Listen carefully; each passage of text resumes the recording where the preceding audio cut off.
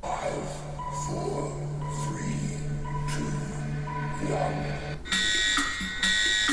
Dr. Gary C.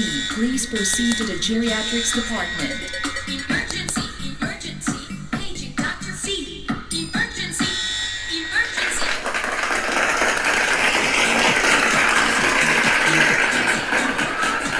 Hello po! Ako po si Dr. Gary C. at nanonood po kayo ng Gabay sa Kalusugan. Ang ating pag-uusapan ay pangkaraniwan na problema ng mga edad 40 hanggang mga 60 years old. Kadalasan ito yung edad na dumadaing na masakit ang sakong, masakit ang talampakan. At maaaring pagod lang, maaaring naglakad ng malayo, pero pag nagpahinga ka, maayos na. Pero paano naman yung araw-araw na lang masakit? Maski na hindi naman naglakad ng malayo, maski hindi naman tumayo ng matagal. Aba, baka meron na tayong tinatawag na ganito. Plantar fasciitis. Fasciitis. Ito po, plantar fasciitis. Ang basa niya, no? Yan, nakasulat na dyan. Plantar fasciitis. Ang hirap basahin, no? Plantar fasciitis. Okay. Ngayon, bago natin malaman itong problema na may kinalaman sa paa, kailangan maintindihan muna natin yung anatomy.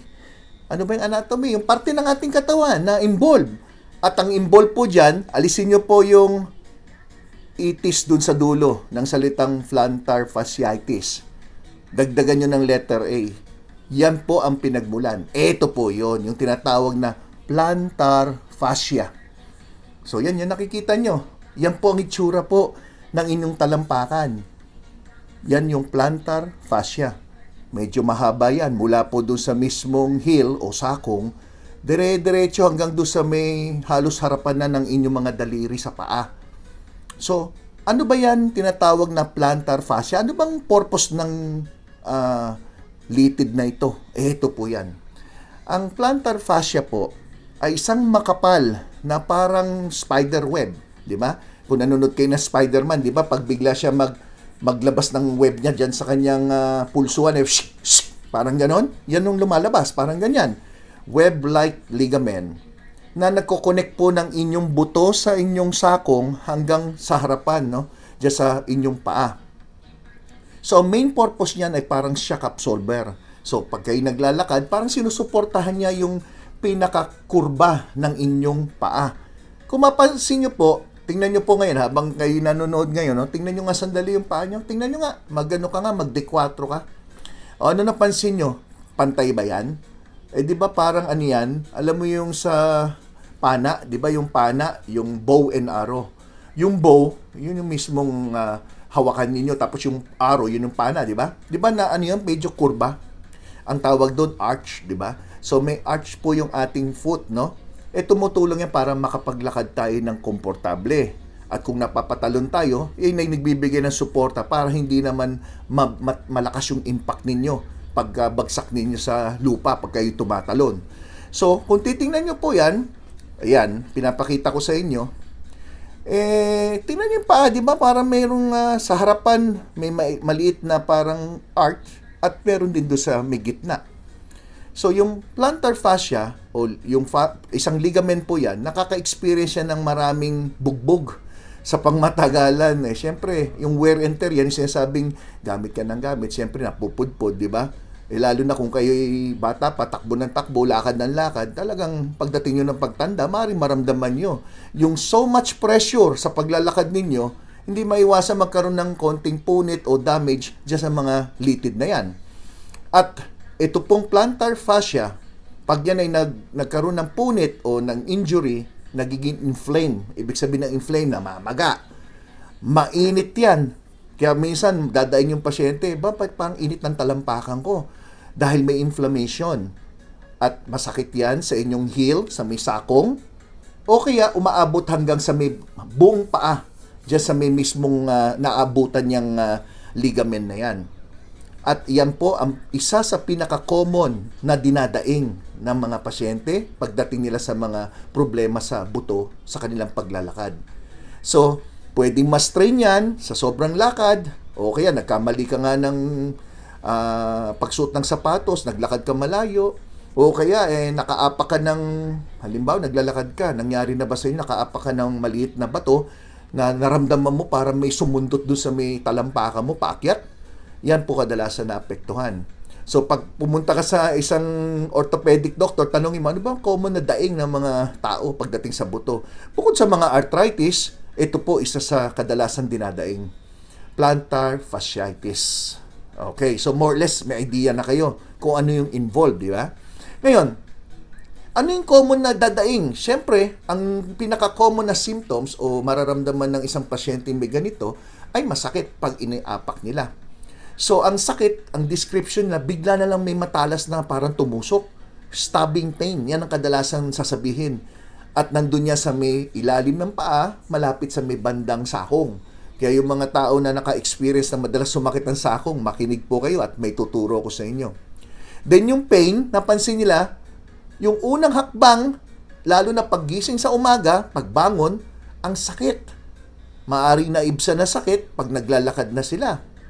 Pero, natitrigger din itong pain na to kung kayo'y tumatayo ng matagal at matagal kayong umupo at yung pagtayo nyo, ang sakit agad ng sakong nyo at buong paa, talampakan. Ito pa nakakatuwa. Paano sa ka makakita na habang nag-exercise ka, hindi masakit. Pero pag tigil mo, dun sumasakit. Kasi nakalagay, all the pain, kadalasan, the pain is usually worse after exercising, not during, ha?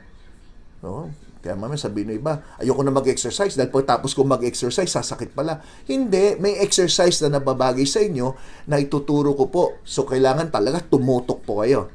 Ngayon, ano ang causes? Bakit nagkakaroon po ng plantar fasciitis? Bakit? Ito po mga dahilan.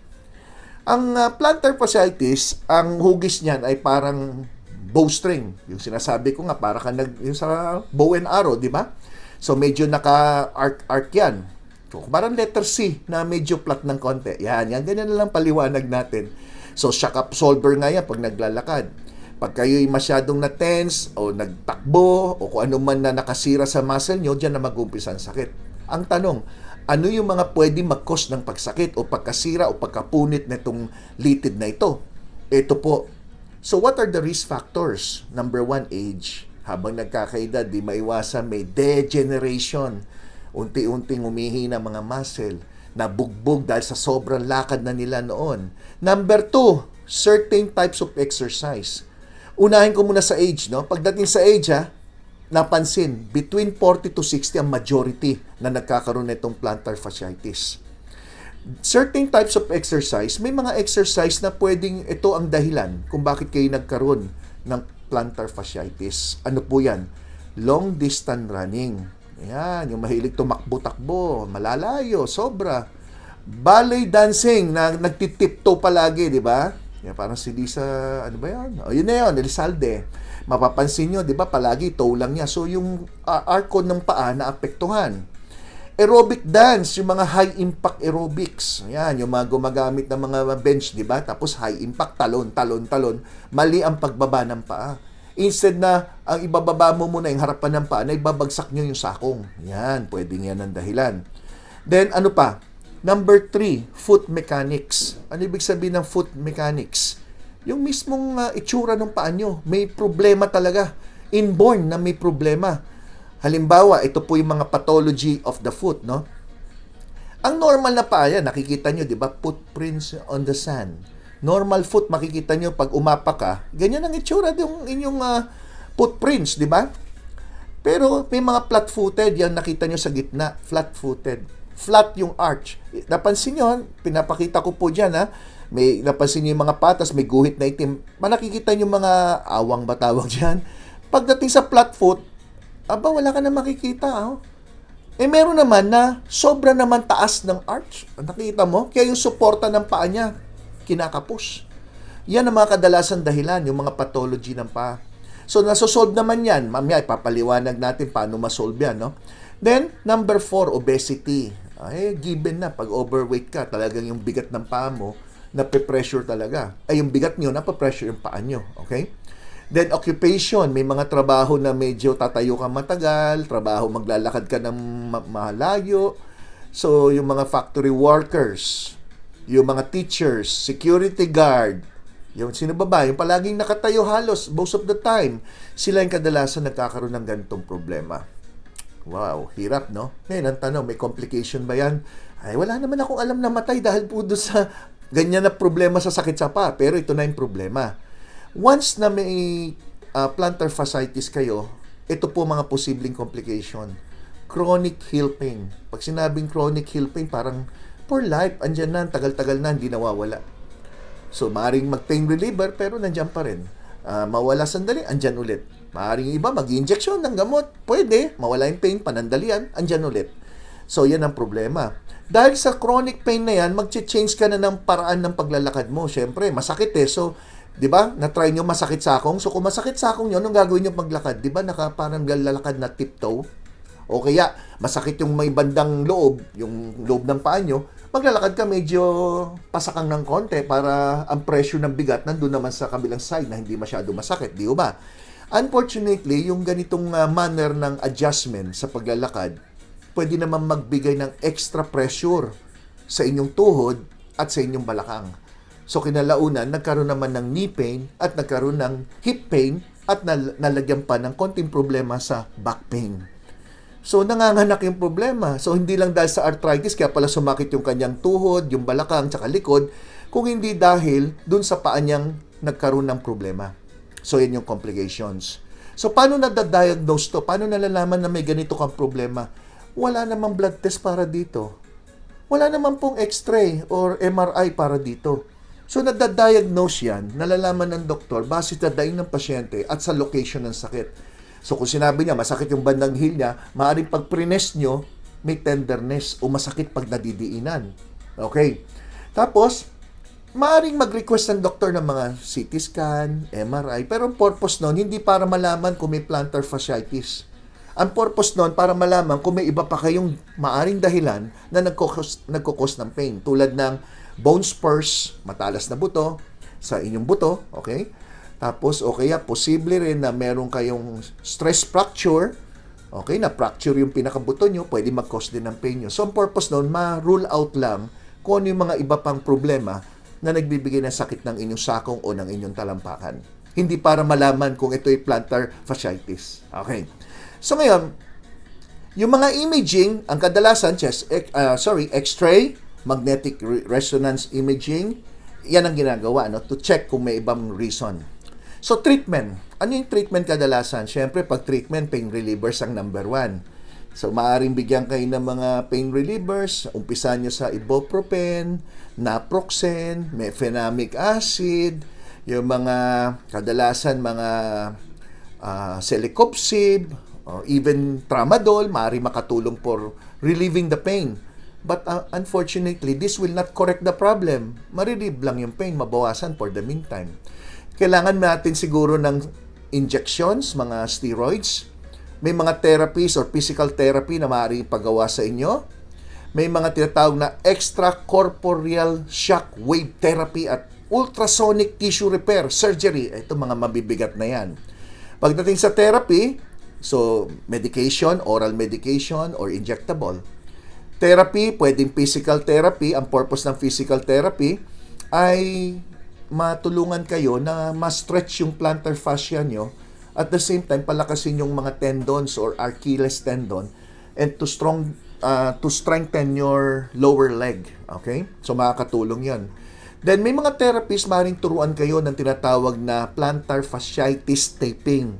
Kung saan tuturuan kayo paano maglagay ng mga tape or plaster para lang matulungan na yung inyong arch ay medyo lumalim. Okay. Ngayon, paaring tape ang gamitin, special tape, pero may mga tao naman pag gumamit ng mga tape o mga tinatawag na leukoplast, mga malalakas na tape po ito. Ang nagiging problema naman kung sensitive naman yung balat kasi tape nyo araw-araw eh. So, minsan nagkakaroon ng sensitivity, lalo na kung diabetic. So, kung diabetic na merong ganitong problema sa paa, hindi mo ma-advise na mag-tape kasi every time tape mo, pwede magkaroon ng blister. At alam naman natin, pag diabetic, mahirap naman gumaling yung mga sugat, di ba? So, maaaring ang i-advise, instead of using taping, ay gumamit ng mga bandage. Okay? Yung bandage, yung ginagamit yung pambenda, di ba? Nabibili naman sa mga drugstores yan, di ba? So, may tinatawag na bandage wrap, no? So, ito, tingnan nyo po yung nakikita nyo ngayon. Tinuturuan kayo paano tamang position ng pagbalot. Ayan, parang minamami mo, no? Ganyan, no? Yan, overlap mo yung bandage, unahin mo doon sa may harapan, okay? Then, pa-X, no? Pa-X hanggang doon sa may likod ng inyong paa. Then, paikot mula doon sa inyong calf, no? Sa mismong banda ng lower legs. So, yan, pwede nyong gawin yan. Tapos, kung magsusot ka ng sapatos o di magmedyas ka, medyo maluwag dapat yung sapatos nyo. Okay? Then, meron iba naman mag-advise ng mga night splint. Ito, may nabibili niya, maski na sa mga online. So, suot nyo yan buong gabi, kaya sinabing night splint eh. Night splint. Gagamitin nyo sa gabi. Overnight, tulog kayo na nakaganyan. Okay? Then, pag sa umaga, gawin nyo yung bandage. Pag maglalakad kayo, papunta ng office, o papunta saan, kung maglalakwatsa man kayo, maski masakit yung paa. Okay. Then, other than this, ito po, may tinatawag na orthotics arch support. May nabibili niyan. Yan yung mga parang idadagdag nyo dun sa loob ng sapatos nyo. O kaya, meron nabibili naman yan na ready na ipapasok mo lang sa sapatos. Or custom fitted, yung papasadya base dun sa anggulo na kailangan ninyo dun sa problema nyo sa paa. So, yan sinusukat at parang special made for you. Okay? Special ka kasi. Okay. Then, meron naman nabibiling insole na tinatawag. Ito, nakita ko to sa mga supermarket. Meron to sa mga department store. Meron din yan sa nakita ko yan sa drugstore eh. Alam ko sa drugstore, meron din yan eh. Yung insole, papasok mo sa loob ng sapatos. Anong purpose niyan? Kung mapapansin niyo po yung picture niya sa may bandang kanan, meron nakalagay na after, di ba? Parang yung una, before, then after. Yung nakita mo dun sa before, talagang parang wala sa tamang posisyon. So, nung sinuot niya itong tinatawag na insole, yung lalagay mo sa loob ng sapatos niyo, susuportahan niya ngayon yung anggulo ng paa niyo. Sa ganung paraan, hindi malalagyan ng pressure yung sole, yung ilalim ng paa nyo. Yan, pwede po yung mga yan, di ba? Ngayon, lifestyle and home remedies, ito po. Regarding yung mga iba pa mga operation, mas maganda discuss yan ng orthopedic doctor. Some of the operation, yung mga surgery, ginagawa niya sa mga severe cases kung saan talagang hindi na makuha sa pamamagitan ng gamot o ng mga exercise o therapy. Okay, maganda, tuturuan ko pa kayo ng mga exercises. Hindi nyo na kailangan pumunta sa physical therapist, no? Para magpaganyan, no? Ito po, home remedies, tuturo ko sa inyo. Lifestyle and home remedies. Unang-una, pag overweight kayo, magbawas na kayo ng timbang. Make sure gumamit kayo ng sapatos na sapat o tama ang suporta sa inyong paa. May nabibili po mga rubber shoes, di ba? Mapapansin nyo na medyo mataas yung isang side ng apakan. Kasi nga, sinusuportahan po niya yung curve ng paa ninyo. Huwag kayong gagamit ng mga pudpud na o luma ng mga athletic shoes o yung mga pang-basketball o pang-ano dahil lalo madadagdagan pa ang problema, even yung mga pang-jogging ninyo. Palitan nyo na yung klase ng sports nyo na nabanggit ko, kung mga takbo-takbo, talon-talon, hindi na pwedeng gawin yan. Kung nakakaramdam ng kirot, maglagay po kayo ng ice, malamig. Pwedeng ibabad nyo yung paa nyo o irolyo-rolyo nyo yung mga bottled water na may malamig na tubig o linagay nyo sa freezer, ginawa nyo frozen, no? Then, i-stretch nyo po yung arc ng inyong paa. Yung mismong kurba ng paa. Paano gawin? Ituturo ko sa inyo. Dito, kompleto dito sa Gabay sa Kalusugan. Wala lang ditong resetahan ng gamot. Pero pinapaliwanag ko sa inyo yung sakit, papaliwanag ko yung mga dahilan ng sakit, papaliwanag ko yung posibleng maramdaman, ano yung mga dahilan, at ano yung mga dapat yung gawin na tulong pang sarili. Pero pagdating sa gamot, dapat yung doktor nyo magre-reseta. Personal kayong nasuri, di ba? Kasi iba sa inyo nagtatanong sa akin, Dok, anong inumin kong gamot sa ganito? Hindi po ako pwede magbigay ng gamot na hindi ko kay personal na nasuri. Kaya nga gabay lang ako sa inyong kalusugan eh. Wala akong sinabing gamot sa sakit. Gabay sa kalusugan. Yan po yung title, di ba? Basahin nyo sa task ko yun. Okay. So, ito po yung mga gagawin nyo. Exercises na gagawin nyo. Kasi, iba sa inyo. Reklamo na reklamo, pero pag pinagawa niyo yung mga bagay-bagay, hindi naman sinusunod. Tapos sasabihin, Dok, ano bang gamot? Anong gamot? Ay, one sa'yo. Dapat gawin niyo muna kung yung mga dapat yung gawin. Eto, tuturo ko. Bahala na kayo kung susunod o hindi. Eto. Number 1, plantar fascia massage. Aba, massage ha? hindi ka na maghanap ng masahista. Ikaw na mismo. Yung sinabi ko kanina, kumuha ka ng isang bote. O kaya, bottled water. Ilagay mo sa loob ng freezer. Hindi siyempre, magiging frozen na yon. Ngayon, pwedeng nakaupo ka, pwedeng nakatayo ka. I-rolyo-rolyo nyo lang po sa paa nyo. Maglagay naman kayo ng tuwalya doon sa floor o kaya ng rug or carpet. Tapos, i-rolyo-rolyo nyo. Bakit malamig? Kasi yung malamig, tutulong siya mabawasan yung pamamaga sa loob.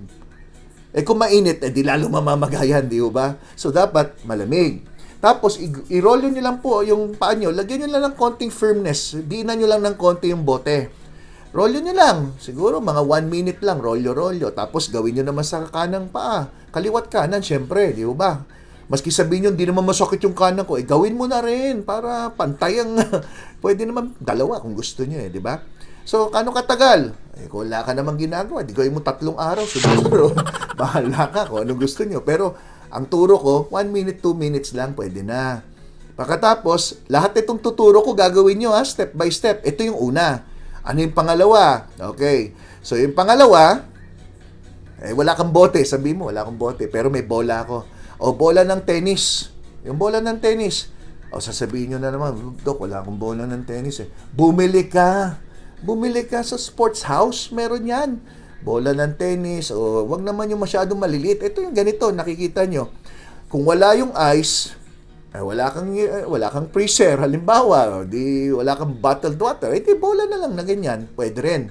Kung di naman sumasakit, mild lang, hindi na malamig, yung bola na lang. Yan gagawin nyo. Rolyo-rolyo. 1 minute to 2 minutes lang daily. Mas madiin, pansinin nyo, mas nawawala yung skirot. Tsaka magginhawa. I-try nyo po na, ako mismo na-try ko na yan, kaya alam ko So, habang rinorolyo mo ganyan, parang magginhawa, minamasahe ka. Better than put reflex yan para sa akin, ikaw mismo nakakatansya ng diin Then, number 2, heel raise, no? So, paano itong heel raise? Yan, nakikita nyo naman sa photo, yung parang yung kalahati ng paa nyo nakatungtong doon sa hagdan. Hawak kayo make sure nakahawak kayo doon sa hawakan nyo, sa rails O kaya, kung meron kang nabibiling bench dyan, meron yung mga siguro 6 inches na bench, di ba, yung ginagamit sa aerobics.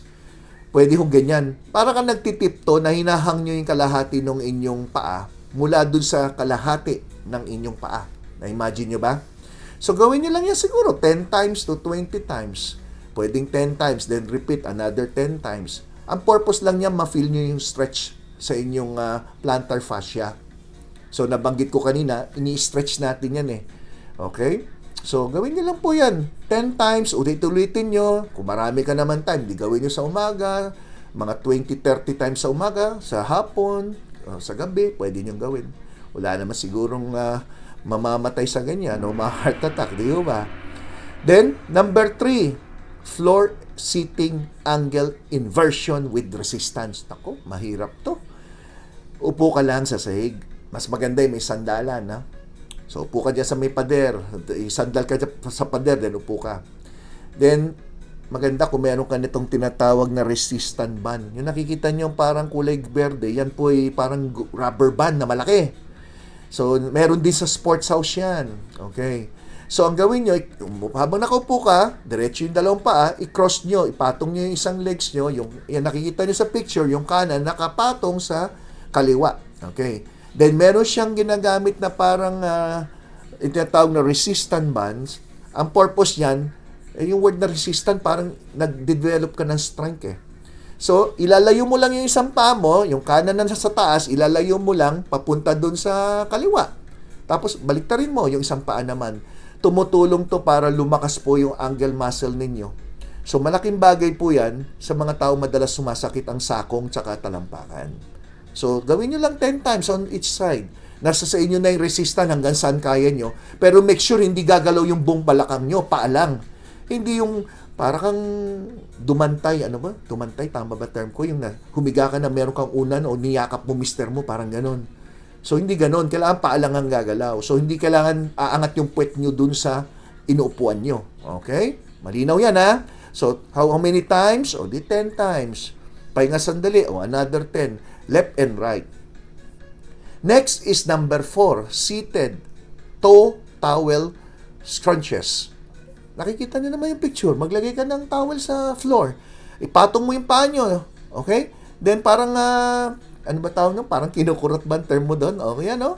Nakikita niyo naman. Yung purpose niyan para yung angulo. Pansinin niyo, habang binibend niyo yung mga daliri sa paa nyo, umaangat yung dito sa may sole, yung pinakailalim. Yung arc, yung mismong plantar fascia, umaangat. Pansinin mo, hindi naman pwede nakaplat yung paa nyo na nagagalaw niyo yung daliri nyo eh. Oh, alam mo, mahirap kung hindi nyo sinusunod eh.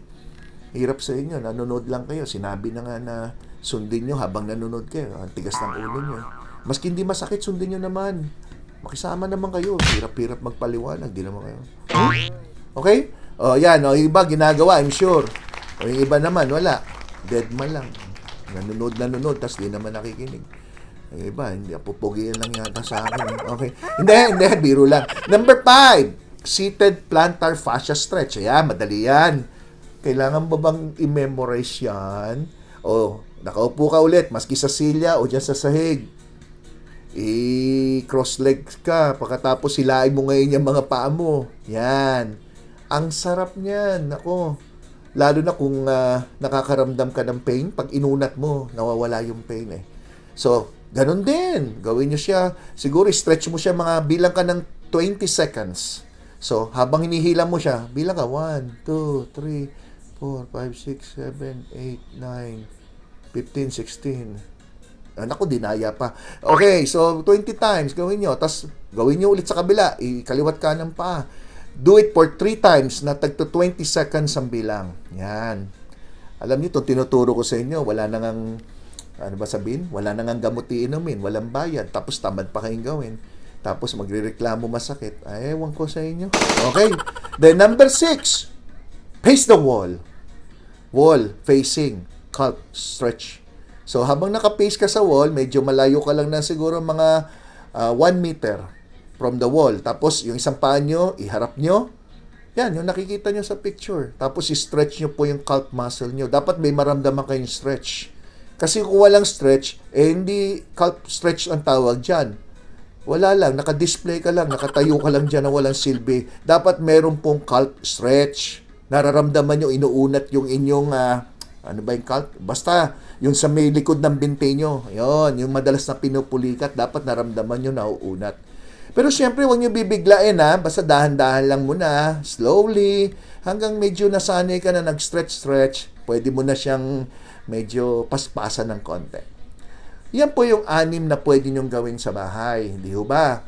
May bayad ba? Kailangan ba? May oras ang gawa? Meron bang kailangan special na lugar? Wala naman. Okay, ngayon, may tuturo ko sa inyo.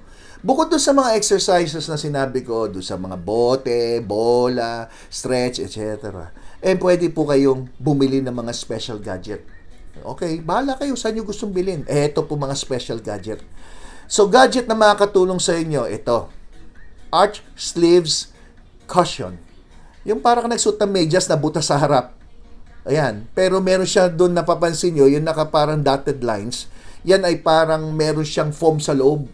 Na para yung forma ng inyong plantar fascia ay nasa ayos. Nagtutulak pataas. Nakakatulong na malaki yan. O kaya, ang tawag dyan, plantar sleeves or arch cushion, no? Yan. Ngayon, meron din nabibili mga insole na special insole. Yan yung sinasabi ko na para tumaas yung pinaka-angulo. Yan. Orthopedic insoles, may orthopedic, orthotics insole, orthotic braces, foot arch cushion. Lahat ito pwede makatulong sa inyo. Lalo na kung kailangan nyo maglakad. Diba? Masakit ho ilakad, huwag natin pilit pag sobrang sakit. Pero with the use of this mga gadget, makakatulong po sa inyo malaki. Yan. All of this, nabibili sa mga, yung iba nabibili nga to sa sports house eh. Yung iba naman, nabibili online. Kayo bahala, ano? Baka mami sabihin nyo, si Doc, ahente yata ng mga ganito. Hindi po, tinuturo lang sa inyo. Minsan naman, may na-encounter ako isang pasyente na bukod sa masakit yung sole niya, yung masakit yung sako, masakit din yung dito, mayroong kasamang panlalamig ng paa. So, in-advise ko naman doon na bukod doon sa mga exercise na tinuturo ko, nag-advise ako nung thermal socks, yung parang mainit yung yung tinatawag na medical socks. ang gawin nyo, panoodin nyo po yung aking video tungkol sa cold feet. At doon sa video description, nasabi ko po yung tungkol dito sa tinatawag na medical socks. Precious metals, no? Papasok mo yung paa nyo, parang umiinit doon. Kasi minsan, ang dahilan din ng pagkakaroon ng pain sa paa, pag nanlalamig po yung paa.